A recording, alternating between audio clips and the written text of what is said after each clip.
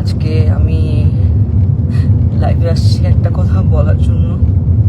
আমার কাছে মনে হয় আমার এটা জানানো উচিত। বিকেল গড়িয়ে যখন সন্ধ্যা নামার অপেক্ষা, তখন এভাবেই নিজের ফেসবুক পেজ থেকে লাইভে আসেন সামিয়া অথই।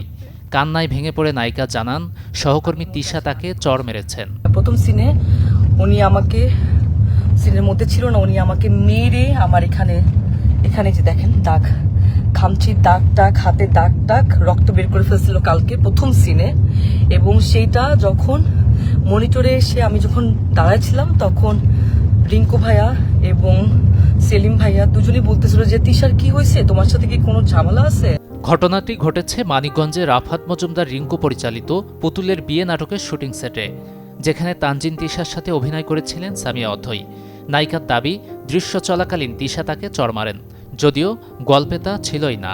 উনি চলে যাওয়ার কথা ছিল, কিন্তু উনি চলে না গিয়ে উনি সিনের মধ্যে, ক্যামেরা ওপেন ছিল, ক্যামেরা ওপেনে সিন চলতেছে মানিকগঞ্জে, এখানে অনেক মানুষ ছিল, তারপর ডিওপি ভাই আরো সবাই ছিল, এডিটর সবাই ছিল, উনি ওইখানে আমাকে এমন ভাবে মারছে আমার গালের মধ্যে।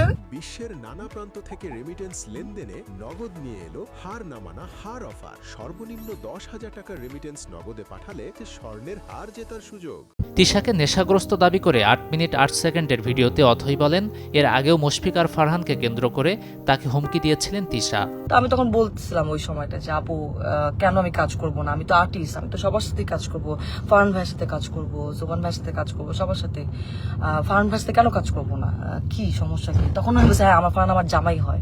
আমি তখন আর কিছু বলি না, আচ্ছা ঠিক আছে মনে হয় পার্সোনাল ওনাদের ব্যাপার হয়তো।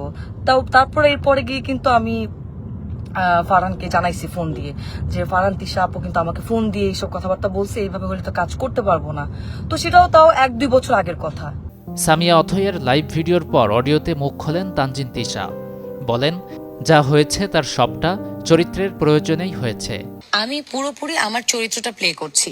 আমি এমন একটা চরিত্র প্লে করছি যেটা কিনা স্পেশাল চাইল্ড, একজন অটিস্টিক আমরা যাকে বলি, এবং তার চরিত্রের প্রয়োজনে সে মারতে পারে, মানুষকে কামড় দিতে পারে, পানিতে চুবিয়ে মেরে ফেলতে পারে, অনেক এরকম ঘটনা ঘটাতে পারে।